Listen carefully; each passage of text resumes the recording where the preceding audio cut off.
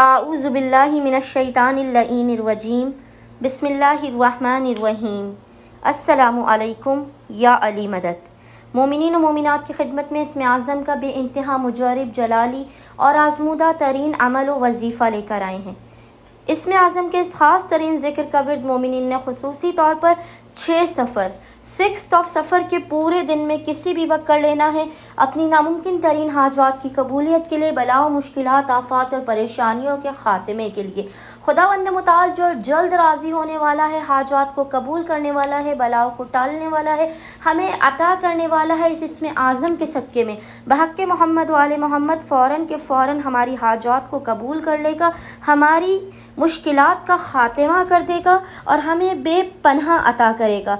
वो इसमें आज़म क्या है जिसकी आपने 6 सफ़र 6 ऑफ सफ़र के पूरे दिन में किसी भी वक्त तिलावत कर लेनी है। वो इसमें आज़म है या सबूरो या साबिर। मोमिनीन ने अव्वल व आखिर 3-3 मरतबा दुरूद के दरमियान में 70 मरतबा 70 टाइम्स इस ज़िक्र की तिलावत करनी है, या सबूरो या साबिर।